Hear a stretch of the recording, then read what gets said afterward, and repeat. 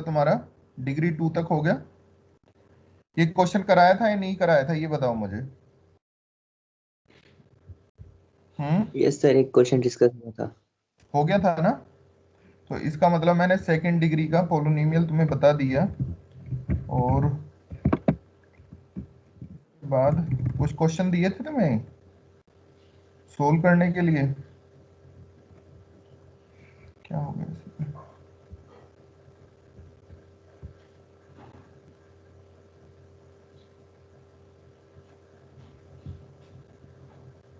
हम्म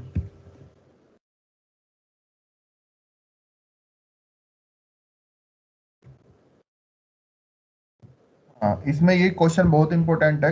example number 4.8, ये भी तुम्हारा क्वाड्रेटिक इंटरपोलेशन का ही क्वेश्चन है। ये तुम अभी सोल्व करोगे इसको। इसमें बोल रहा है कि F X is equal to sine X plus cos X, ये फंक्शन दिया हुआ है यहाँ पे। और x की वैल्यू उसने दे दी 10 डिग्री, 20 डिग्री और 30 डिग्री। और एफ एक्स की वैल्यू वो बोल रहा है कि 1.1585 है, 20 डिग्री पे 1.2817 है, और 1.3660 ये हमारी 30 डिग्री पर है। और इससे हमें कंस्ट्रक्ट द क्वाड्रेटिक इंटरपोलेशन बनाना है। और ये भी बताना है कि एफ ऑफ पाई/12 पर वैल्यू कंपेयर करनी है इसकी, ठीक है, एग्जैक्ट वैल्यू की। और दूसरा जो इंटरपोलेशन हम फाइंड आउट करेंगे। तो कई बार इस तरीके के जो क्वेश्चंस हैं वो ऐसे भी आ जाते हैं कि यहाँ पर फंक्शन तो तुम्हें दे दिया, एक्स की वैल्यू दे देगा 10 डिग्री, 20 डिग्री, 30 डिग्री, और यहाँ पर ये जो एफ एक्स की वैल्यू लिखी हुई है ये नहीं देगा। क्यों नहीं देगा? क्योंकि तुम 10 डिग्री और 20 डिग्री, 30 डिग्री रख के यहाँ फंक्शन में वैल्यू पुट करोगे और इसकी वैल्यू फाइंड आउट कर सकते हो। तो तुम्हें थोड़ा सा कंफ्यूजन देने के लिए वो ऐसा कर सकता है, ठीक है, डायरेक्टली वैल्यू ना देके फंक्शन दे देगा और फंक्शन से तुम्हें खुद वैल्यू फाइंड आउट करनी होगी। तो एक बात तो ये होगी। दूसरी बात ये है कि यहाँ पर जो तुम्हें एंगल दिया हुआ है वो डिग्री के अंदर दिया हुआ है। और जब भी हम पोलोनिमियल बनाते हैं या कुछ भी कहीं भी वैल्यू हम सोल्व करते हैं तो हमें एंगल चाहिए किसके अंदर, रेडियंस के अंदर। तो इस डिग्री को हम चेंज कर लेंगे रेडियंस के अंदर। तो जैसे एक्स नोट हमारा 10 डिग्री है, तो 10 डिग्री का मतलब हो गया पाई, 10 इंटू पाई अपॉन 180। तो इसको सोल्व करेंगे तो पाई अपॉन 18 आ गया। और पाई की वैल्यू तुम जानते हो कि 3.14 या 12/7 होती है, 22/7 होती है। तो ये आ गया 0.1745। सिमिलरली एक्स वन 20 डिग्री है तो ये वैल्यू हमारे पास ये आ गई। एक्स टू 30 डिग्री है तो पाई/6 और वैल्यू आ गई 0.5236। तो इसके लिए हमें ये सोल्व करना है। X naught, x one, x two तुम्हारे वैल्यूज दी हुई हैं।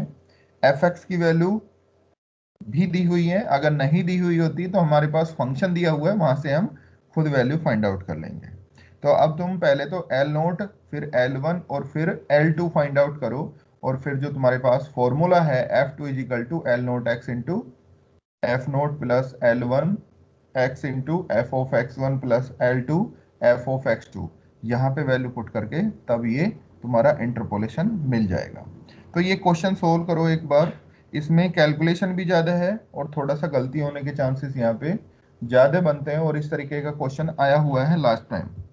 तो इस क्वेश्चन को सोल्व करो पहले, इसके बाद मैं बताता हूँ आगे की चीज़ें कैसे कैसे करनी है। करो इस क्वेश्चन।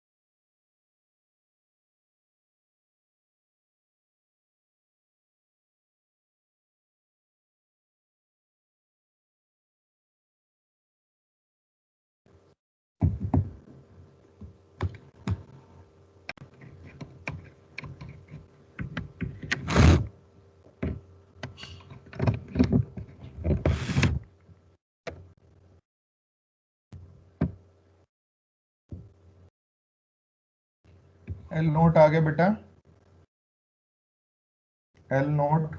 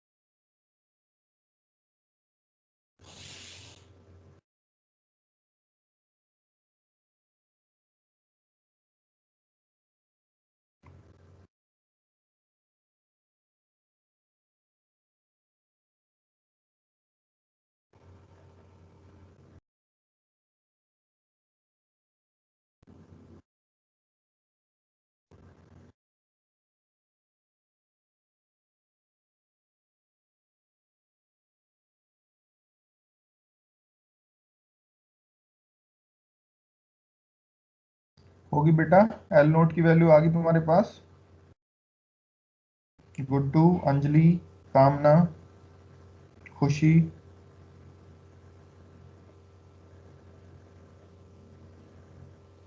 यस सर, आ गई, बस 1 सेकंड में। निकालो निकालो।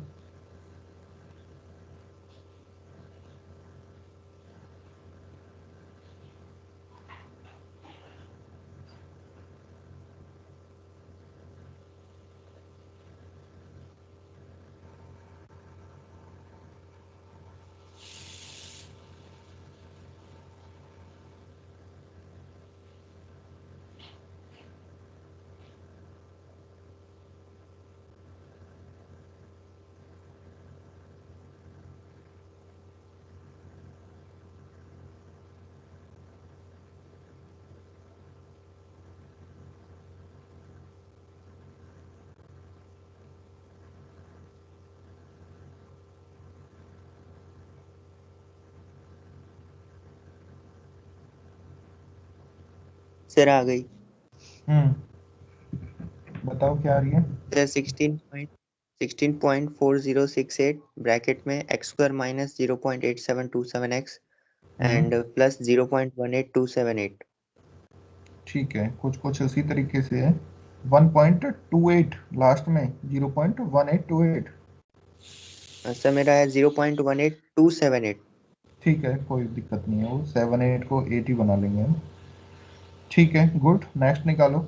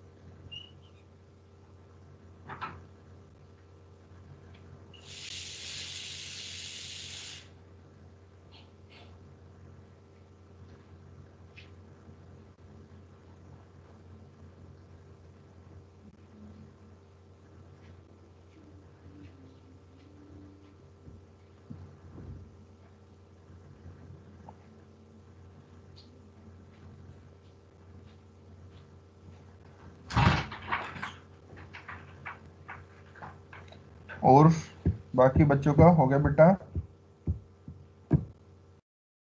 खुशी तिब्रेवाल, भाविका, खुशी बंसल, रिया,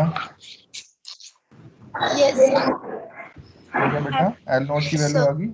यस यस ओके गुड। और इधर रिदम, नीतीश कुमार मंडल, सर कर रहा हूँ। ओके करो बेटा। हरप्रीत, यस सर आ मनीष, गई। ओके प्रियांशु, साहिल, शिवांश कुमार,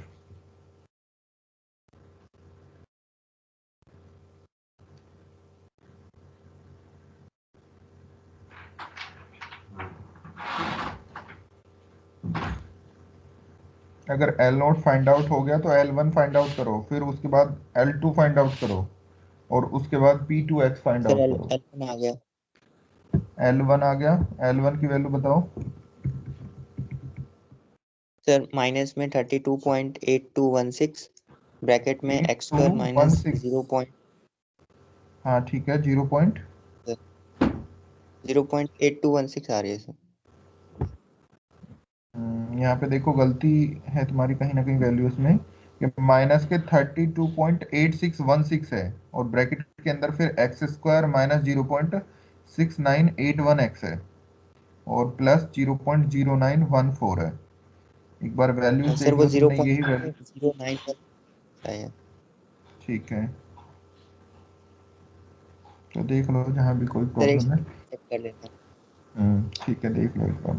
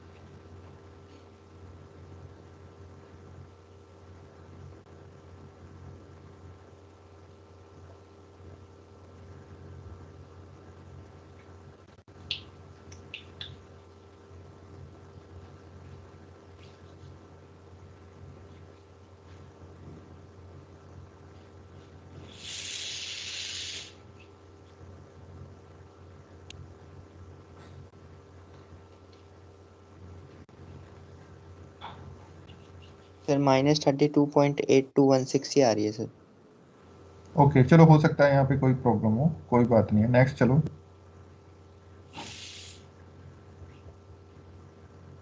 86 तक तो ठीक है ना, -32.86, तो डेसिमल के 2 डिजिट तक सही आनी चाहिए। थर्ड और फोर्थ में जाकर प्रॉब्लम मिल रही है तो चल जाएगा वो भी आंसर तुम्हारा। नहीं सर 82 आ रही है, मतलब 32.8216 आ रही है। इट्स कोई 86 बात नहीं आ नहीं, रही। चलो कोई नहीं, आगे बढ़ो। क्या कर सकते हैं, हो सकता है बुक में ही गलत दिया हुआ हो, ऐसा हो सकता है। सर किसी और का है तो वेरीफाई हो जाएगा। हम्म भाविका, हो गया बेटा तुम्हारा? अंजलि नहीं है आज क्लास में? Yes sir. क्या आ रहा है बेटा? सर -32.822 आ रहा है। हाँ तो ठीक है, गुड्डू तुम्हारा सही आ रहा है, ये इसमें ही गलत दिया हुआ है। चलो नेक्स्ट निकालो, L2।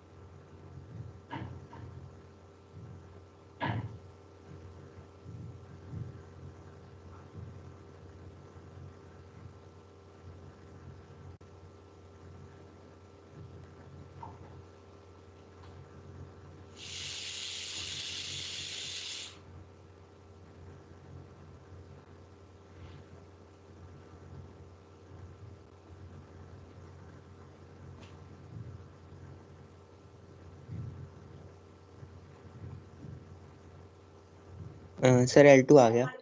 हाँ बताओ बेटा।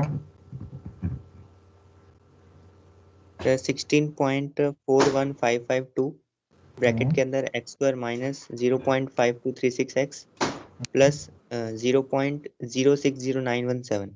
ठीक है, गुड, बहुत बढ़िया। चलो अब P2x फाइंड आउट करना है हमें। P2x की वैल्यू तुम जानते ही हो, L note X into F of X note plus L1x into F of x1 और plus L2x into F of x2। तो करो फाइंड आउट इसको भी जरा।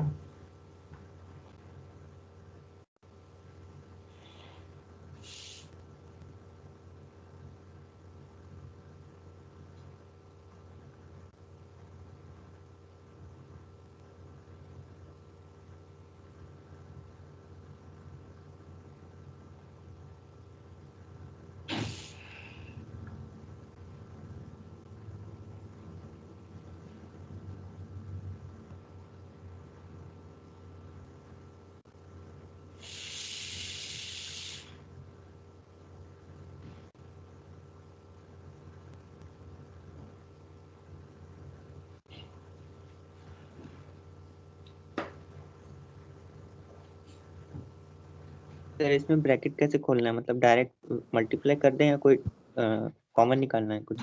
नहीं नहीं, कॉमन तो कुछ नहीं है, डायरेक्ट मल्टीप्लाई कर दो। एक्स स्क्वायर का फैक्टर फिर एक्स का फैक्टर और फिर कांस्टेंट। इसी तरीके से कॉलोनी में लिखी जाती है। ठीक है।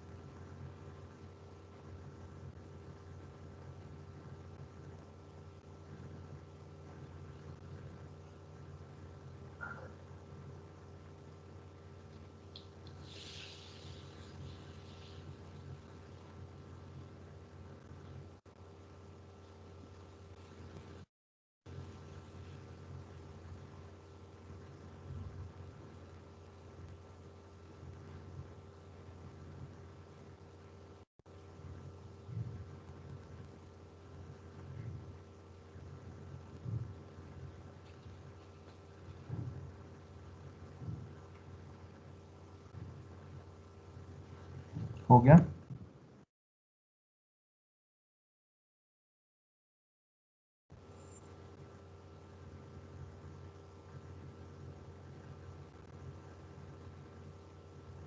सर ये थोड़ा लंबा कैलकुलेशन है। हाँ यहाँ थोड़ा सा होगा ज्यादा है।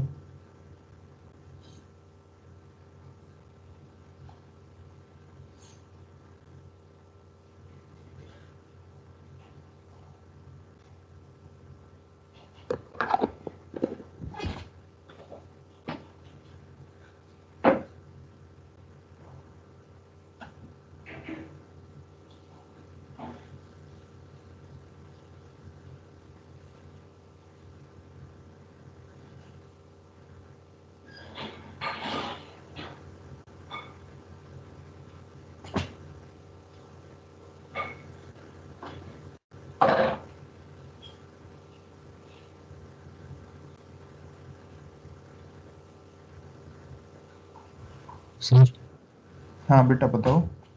सर L1 L2 और L3 निकाल लिया है, हाँ, अब इसके बाद क्या करना है? तो अब P2 की वैल्यू होती है L naught F naught plus L1 F1 plus L2 F2, ठीक है। और F of X naught F of X one F of X two की वैल्यू यहाँ पे दी हुई है, ये वैल्यू ये रही ना, ये दी हुई 10 डिग्री 20 डिग्री 30 डिग्री, ये क्या थे, x naught x one x two ही तो थे तुम्हारे पास। तो फॉर्मूला तुम्हारे पास ये हो जाएगा, कहाँ गया, पहले का क्वेश्चन था ना ये फॉर्मूला हो जाएगा, यहाँ पे पुट करो वैल्यू उसको।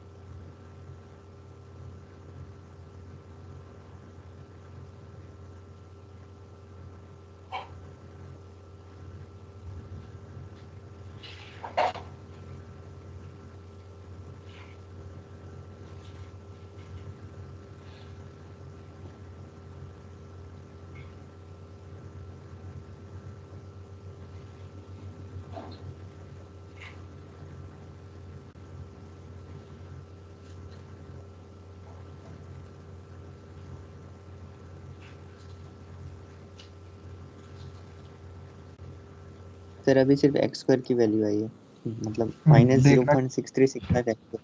ओके एक्स स्क्वायर की वैल्यू देख लो एक बार कितनी आ रही है, minus minus 0.6365 x square. Sir change होगी क्योंकि सर वो चेंज थी ना हाँ वो 32.82। बिल्कुल बिल्कुल बिल्कुल। तो इस तरीके से तुम इसको फाइंड आउट कर लेना कंप्लीट। और फिर ये कह रहा है कि ये P2 आ गया, एफ पाई बाई 12 पे वैल्यू चाहिए, तो फंक्शन हमारे पास दिया हुआ है sign X plus cos x, तो वहां पर पाई बाई 12 की वैल्यू पुट कर दो, तो वहां से तुम्हारी एग्जैक्ट वैल्यू मिल जाएगी। ये तुम्हारी एग्जैक्ट वैल्यू आ गई 1.2246, और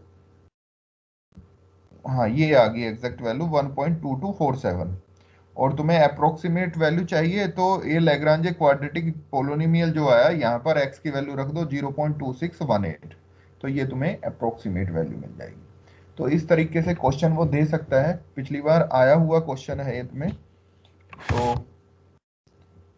ऐसे क्वेश्चंस में दिक्कत ये है, ऐसे क्वेश्चन को देने का मतलब उसका ये है कि तुमसे वो कैलकुलेशन ज़्यादा से ज़्यादा कराना चाह रहा है, ठीक है। हो सकता है यहाँ पे 1 2 यस 3 सर 4 5 दैट दे देता, व्हाट इज। है ना। तो ऐसे क्वेश्चन के लिए तुम्हें प्रैक्टिस करनी होगी कि मतलब कम टाइम में उस क्वेश्चन को तुम जल्दी से जल्दी सोल्व कर सको, ठीक है। तो ये तो हो गए तुम्हारे क्वाड्रेटिक के हो गए, क्यूबिक के वो देख लेते हैं यहाँ पे, सॉरी क्वाड्रेटिक के क्वेश्चन देख लेते हैं तुम्हारी एक्सरसाइज में।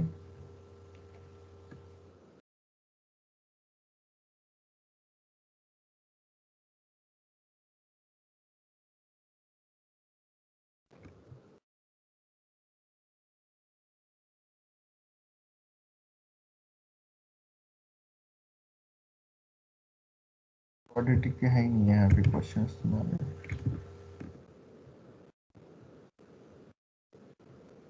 सर ये एक एक क्वेश्चन तो सर 15-20 मिनट ले लेंगे। इस तरीके वाला क्वेश्चन ही लेगा, ठीक है। ये क्वेश्चन तभी पॉसिबल है जैसे ऑनलाइन तुम्हारा एग्जाम होता है, ठीक है, क्योंकि वहां पे टाइम तुमसे वो वाकई में ही कंज्यूम कराना चाहता है ज़्यादा से ज़्यादा।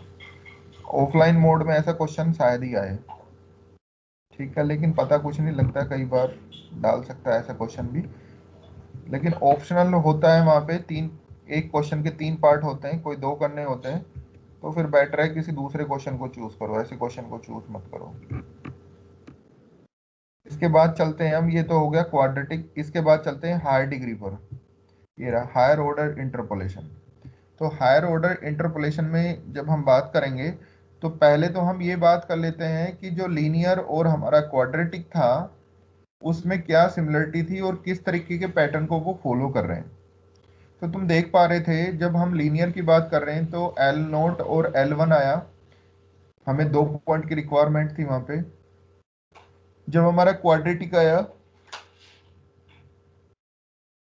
तो हमें 3 पॉइंट की रिक्वायरमेंट पड़ी और उससे हमारा L0 L1 L2 क्रिएट हुए। तो अब तुम देख पा रहे होगे कि L0 अगर लीनियर की बात कर रहे हैं तो वहां भी एक लीनियर ही फैक्टर बन के आ रहा है, L0 भी और L1 भी। लेकिन क्वाड्रेटिक में जब बात करेंगे तो L0 L1 और L2 जो अभी हम फंडामेंटल पोलोनिमियल बोलते हैं, इन्हों को लैग्रांजे फंडामेंटल पोलोनिमियल, यहां पर तुम देख पा रहे होगे कि ये क्वाड्रेटिक पोलोनिमियल है तुम्हारे पास। तो अब इसमें क्या पैटर्न फॉलो हो रहा है इसको देख लेते हैं एक बार, और उसी से हम हायर डिग्री पर बात करेंगे। तो देखो जरा यहाँ पे मैं दिखा देता हूँ, लीनियर में चलते हैं पहले तो।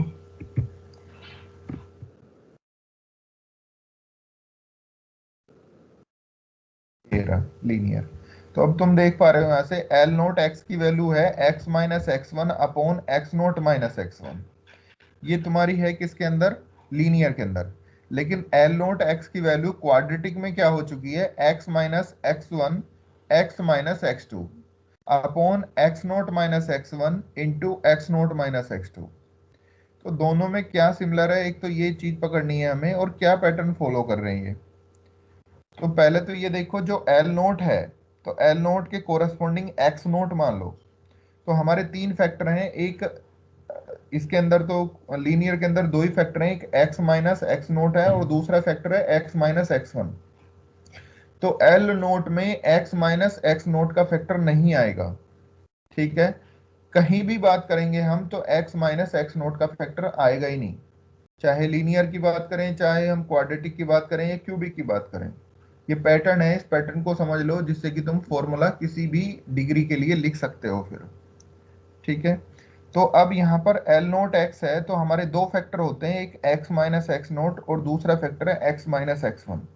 तो L0 में x माइनस x0 का फैक्टर नहीं आएगा, ठीक है। 2 ही फैक्टर हैं तो एक बचा हमारे पास x माइनस x1, तो वो हमने लिख दिया। अगर क्वाड्रेटिक की बात करें तो वहां हमारे पास 3 फैक्टर हो गए, x minus x0 x minus x1 और x माइनस x2। तो वहां भी x माइनस x0 का फैक्टर नहीं आएगा, तभी वो फॉर्मूला बनता है x minus x1 into x minus x2, ठीक है। तो ये पार्ट हो गया हमारा।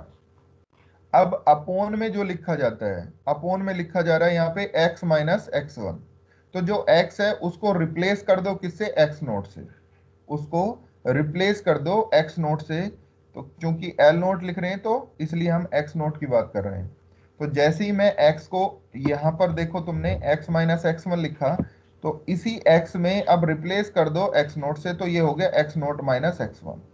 सिमिलरली L1 के लिए लिखेंगे तो L1 में अब x माइनस x1 का फैक्टर नहीं आएगा, तो बचा कौन सा फैक्टर, x माइनस x0। तो x माइनस x0 का फैक्टर लिख दिया हमने यहाँ पे। अब x को चेंज कर दो x1 से, क्योंकि L1 की बात कर रहे हैं, तो x को चेंज कर दिया x1 से, तो ये हो गया x1 माइनस x0, ये अपॉन में चला गया यहाँ पे। सिमिलरली अब क्वाड्रेटिक में पहुंचो जरा, एक मिनट। क्वाड्रेटिक में भी सेम इसी तरीके का पैटर्न फॉलो किया हुआ है हमने। तो देखो वहां भी में क्वाड्रेटिक में ये वैल्यू जो है ये हमारी L0 की वैल्यू है। तो L0 में मैंने बताया क्वाड्रेटिक में 3 फैक्टर होते हैं, एक x माइनस x0, एक फैक्टर हो गया x माइनस x1 और तीसरा फैक्टर हो गया x माइनस x2। तो अब L0 में x माइनस x0 का फैक्टर नहीं लिखा जाएगा, तो तुम देख पा रहे हो यहाँ पे नहीं लिखा, x माइनस x1 और x माइनस x2 ही लिखा है। दूसरा, अब ये L0 है तो L0 के कोरस्पॉन्डिंग x0 मान लो, तो x को अब x0 से चेंज कर दो। तो जैसे ही रिप्लेस करेंगे तो अपॉन में देख लो, सेम ऊपर वाली ही टर्म्स है, नीचे भी बस x की जगह x0 लिखा हुआ है। तो x0 minus x1 x0 minus x2 आ गया, ठीक है। ये टर्म्स है हमारे पास किसकी, L1x की। तो L1 में x माइनस x1 का फैक्टर नहीं आएगा, तो देख सकते हो तुम x minus x0 x minus x2, x1 का फैक्टर नहीं है। अब x को चेंज कर दो किससे, x1 से, तो x1 से चेंज कर दिया, तो देख लो अपॉन में ही आ रहा है। सिमिलरली ये जो फैक्टर है ये किसका है, हमारा L नोट का फैक्टर है, L2 का सॉरी, तो इसमें x माइनस x2 का फैक्टर नहीं आएगा। तो देख सकते हो तुम x माइनस x नोट आ रहा है और x माइनस x1 आ रहा है, अपॉन L2 है तो x को x2 से चेंज कर दो, तो x2 माइनस x नोट और x2 माइनस x1। तो इससे तुम्हें ये माइंड में सेटअप हो जाएगा। और इस तरीके से ये तो अभी क्वाड्रेटिक लिख रहे हो और क्यूबिक लिखना पड़ जाए तो लिख लो। क्यूबिक के लिए मैं बोल देता हूँ, क्यूबिक के लिए हमें 4 पॉइंट की तो रिक्वायरमेंट होगी, x naught, x1, x2, x3, और उसके कोरस्पॉन्डिंग फंक्शन की वैल्यू होंगी f of x naught, x1 के corresponding f of x1, x2 के कोरस्पॉन्डिंग f ऑफ x2 और x3 के कोरस्पॉन्डिंग f ऑफ x3। तब हम इसे P3 से डिनोट करेंगे जो क्यूबिक इंटरपोलेशन आएगा, और लिखेंगे कि L note x into F of X note, L note x into F of X note plus L1x into F of x1 plus L2x into F of x2 और plus F of L3x into F of x3। वेहर L note क्या होगा अब, तो L note में अब कितने factor होने चाहिए तुम्हारे, 3 फैक्टर होने चाहिए, ठीक है। L नोट में भी, L1 में भी, L2 में भी, L3 में, क्योंकि क्यूबिक की बात कर रहे हैं। देखा जाए तो यहाँ पे 4 फैक्टर हैं, एक factor x minus X note होगा, दूसरा फैक्टर x माइनस x1 होगा, तीसरा फैक्टर x माइनस x2 होगा और चौथा फैक्टर x माइनस x3 होगा, ठीक है। तो अब L नोट लिख रहे हैं तो L नोट में x माइनस x नोट का फैक्टर नहीं आएगा, तो इसको हटा दो। अब बचे कौन से 3 फैक्टर हैं, इन तीनों की मल्टीप्लाई करके लिख दो, x minus x1 into x minus x2 into x minus x3, ठीक है, लिख दिया। अब अपोन में जो लिखा जाएगा, तो अब चूंकि ये L नोट x की वैल्यू है तो L नोट के कोरस्पॉन्डिंग क्या है, x नोट है, तो x को रिप्लेस कर दो x नोट से, तो ये हो जाएगा x note minus x1, x note minus x2, x note minus x3 and so on. L1 में भी ऐसे लिखा जाएगा, L2 में भी, L3 में भी। तो अब किसी भी डिग्री के लिए तुम्हें फॉर्मूला बनाना पड़ जाए तो तुम इसको बना सकते हो, ठीक है। तो अब हायर डिग्री पे चलते हैं और हायर ऑर्डर में यही सब कुछ किया हुआ है, देख लो जरा। यहाँ पे ये कह रहा है Lagrange fundamental polynomial of degree n, जब n डिग्री की पोलिनोमियल होगी तो उसके पास n+1 डिस्टिंक्ट पॉइंट होंगे, बिल्कुल सही बात है। और वो जो पॉइंट है वो हमने लिख दिए कि x1, x1, x naught, x1, x2 and so on xn, ठीक है। अब यहाँ पर ये L naught, L1, L2, L3, L4 up to Ln तक आएंगे, ठीक है। तो ये क्या होंगे, तो हमने एक जर्नल LIX लिखने की कोशिश की, ठीक है। अब इस LIX में ये LIX जो है ये I 0 भी हो सकता है, 1 भी हो सकता है, 2 भी, कुछ भी हो सकता है। लेकिन अगर हम यहाँ पर LIX लिख रहे हैं तो अब ये तो तुम्हें क्लियर होगा कि इसके n+1 फैक्टर हैं, L+1 फैक्टर हैं, ठीक है। एक x माइनस एक्स नोट बन गया, दूसरा x माइनस x1 बन गया, तीसरा x माइनस x2 बन गया and so on x minus xn बन गया। तो अब LIX लिखा जा रहा है तो एक फैक्टर कहीं ना कहीं ऐसा भी बन रहा होगा कि x माइनस xi भी बन रहा होगा, ठीक है। तो अब x माइनस xi वाला जो फैक्टर होगा वो हमें इसमें नहीं लिखना। तो तुम देख पा रहे होगे कि ऊपर जो लिखा हुआ है x minus X naught, x minus x1 up to x minus xi minus 1, और नेक्स्ट फैक्टर जो आ गया x माइनस xi+1 आ गया and so on x minus xn।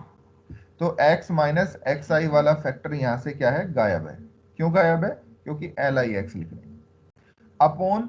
Upon जो लिखा जाएगा, अब x को रिप्लेस कर देंगे किससे, xi से, तो देख लो xi से रिप्लेस कर दिया, ठीक है।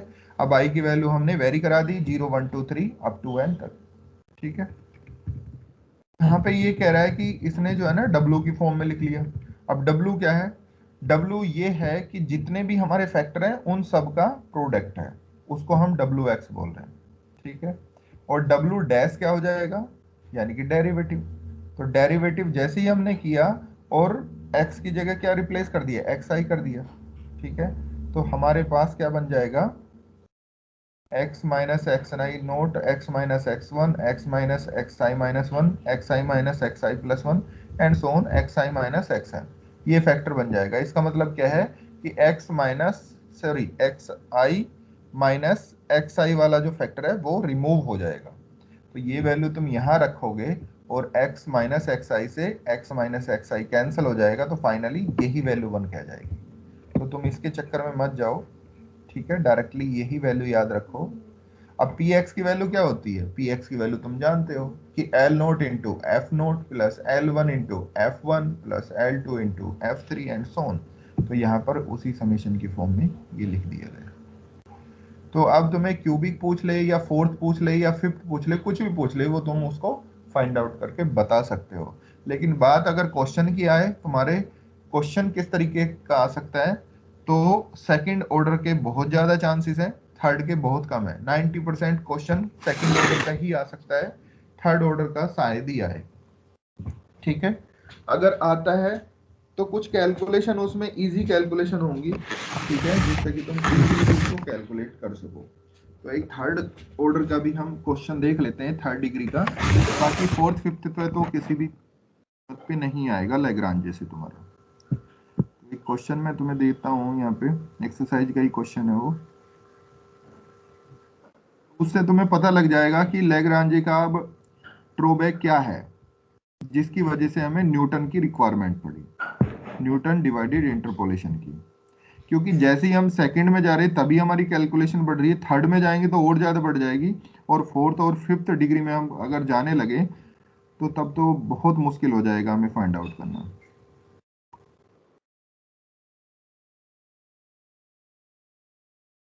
देखो यहाँ पे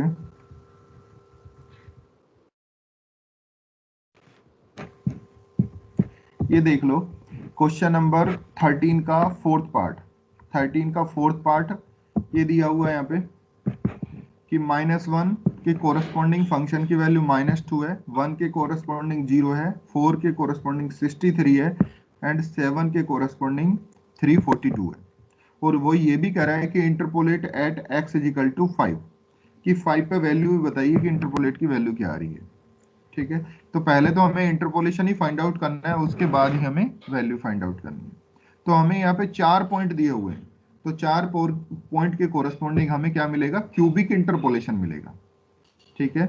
तो पहले तो इसको लिख लो कि x नोट हमारे पास -1 आ गया, x1 1 आ गया, x2 4 हो गया और x3 कितना हो गया? 7 हो गया। f ऑफ x नोट -2 हो गया, f ऑफ x1 0 हो गया, f ऑफ x2 63 हो गया, f ऑफ x3 342 हो गया।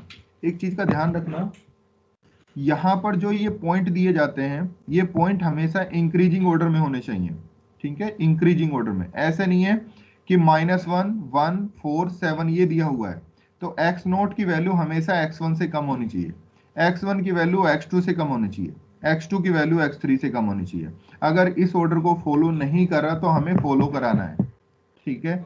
क्योंकि जब तुमने इंटरपोलेशन शुरू किया था तो वहां भी जो हमने पॉइंट लिए थे x naught x1 x2 x3 up to xn, वहां भी वो डिस्टिंक्ट पॉइंट थे और उनमें जो रिलेशन था वो इंक्रीजिंग ऑर्डर वाला रिलेशनशिप था, ठीक है। तो इस चीज का ध्यान रखना है, पेपर में कंफ्यूज करने के लिए वो तुम्हारे साथ ऐसा कर सकता है। तो बच्चे क्या करते हैं, जो भी पहली वैल्यू दी हुई है उसको x नोट मान लेते हैं, फिर x1 फिर x2 फिर x3।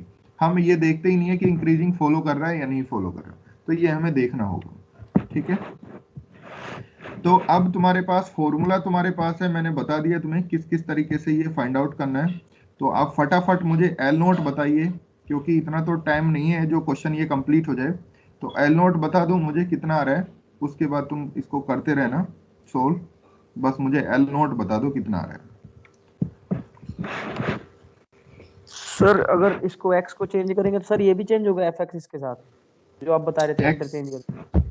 हाँ बिल्कुल बेटा, अगर ये -1 सपोज करो सेकंड प्लेस पे यहाँ लिखा होता तो इसके कोरस्पॉन्डिंग ही -2 यहाँ पे लिखा होता ना।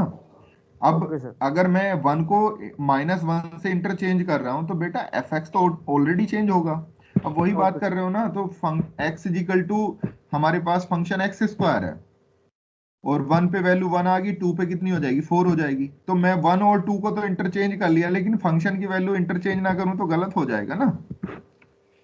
Okay sir. करो इसको।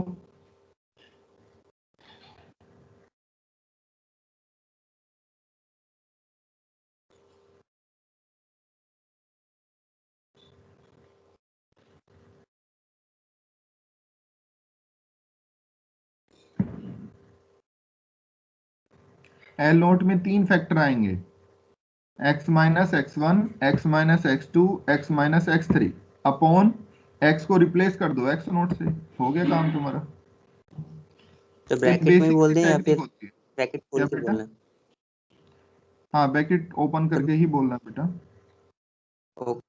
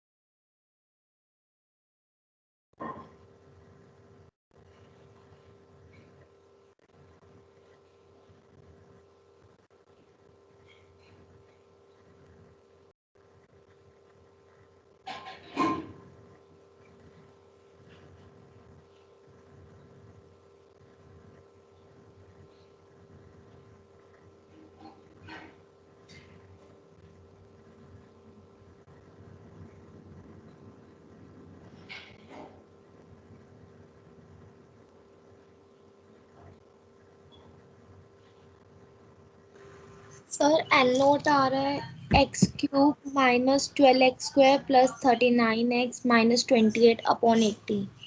ओके, तो अब तुम देख पा रहे होगे कि अगर मैं x इजिकल टू 1 रख दूं, यानी कि x1 रखूंगा, तो आई थिंक वैल्यू 0 आ रही होगी। x की वैल्यू अगर मैं 1 रख दूं तो वैल्यू 0 मिल रही होगी। x की वैल्यू 4 भी रखूंगा तो भी 0 मिलेगी, 7 रखूंगा तो भी 0 मिल जाएगी, लेकिन जैसे ही -1 रखूंगा तो मुझे 1 मिल रही होगी। ठीक है, तो उससे तुम रीचेक कर सकते हो कि तुमने जो आंसर निकाला है वो सही भी है या नहीं है। ठीक है, तो तुम्हारा आंसर हर यस स्टेप पे चेक होता रहेगा, क्योंकि जो 1 हमारे रखने। पास प्रॉपर्टी है कि L naught x note is 1 and L note x1 x2 x3 कुछ भी रखें तो वो 0 देगा। वो कंडीशन थी ना, L I X J is equal to delta I J, Kronecker delta. तो सेम उसी प्रॉपर्टी को हमने यहाँ पे फॉलो करा लेंगे, तो उससे हमें हेल्प मिल जाएगी कि हमारा जो L note L1 L2 L3 जो आ रहे हैं ये हमारे सही भी हैं या नहीं है। हाँ जी बताइए। गुड्डू हो गया बेटा, एल नोट की वैल्यू आ गई, बाकी सब भी कर रहे हैं ना? ओके एकदम सही आया। ठीक है, गुड। तो तुम देख पा रहे हो अभी तो तुमने एल नोट फाइंड आउट किया है और एल नोट में 3 फैक्टर बन के आ रहे होंगे। ठीक है, उसको सोल्व करना, और इस तरीके से L2 L3 L4 भी फाइंड आउट करना है, वहां भी हमारे 3 फैक्टर बन रहे होंगे, और फिर उनको सोल्व करना, और फिर कंबाइंडली P3 में उसको पुट करना और फिर उसको सोल्व करना। तो तुम देख रहे होगे कि क्यूबिक में ही इतना कॉम्प्लिकेटेड हो चुका है ये, तो 4th डिग्री और 5th डिग्री में तो बहुत ही ज्यादा कॉम्प्लिकेटेड हो चुका होगा। तो इसलिए इससे बचने के लिए, इस कैलकुलेशन से बचने के लिए न्यूटन ने एक नया फिर फॉर्मूला दिया, और उससे कैलकुलेशन हमारी बहुत ज़्यादा इजी होगी। ठीक है, तो आज हम अपना इस टॉपिक को लैग्रांजे इंटरपोलेशन पोलोनिमियल यहीं ख़त्म करते हैं। इसमें 2-3 तरीके के यही क्वेश्चन बन सकते हैं। लीनियर का क्वेश्चन नहीं आएगा, वो बिल्कुल बेसिक होता है। पूछा जाएगा तो तुमसे क्वाड्रेटिक का पूछा जाएगा या क्यूबिक का पूछा जाएगा। वैसे 95% चांसेस होते हैं क्वाड्रेटिक के पूछने के। ठीक है, तो इस क्वेश्चन को कंप्लीट कर लेना, कल इसको एक बार चेक कर लेंगे कहीं पे कोई प्रॉब्लम तो नहीं है, अदरवाइज कल फिर हम चलेंगे न्यूटन डिवाइडेड डिफरेंस इंटरपोलेशन पे। ठीक है, चलो आज की क्लास हम यहीं खत्म करते हैं, मैं तुम्हारी अटेंडेंस ले लूं। सर हायर ऑर्डर और इंटरपोलेशन को सर दो को मतलब क्वाड्रेटिक और लीनियर को ही देख के जनरलाइज कर दिया या फिर और भी सॉल्व करके किया होगा? नहीं, करने के लिए कर सकते हो, लेकिन यहाँ से ही जर्नलाइज हो रहा है तो कोई दिक्कत तो है नहीं है। ठीक है, इसी से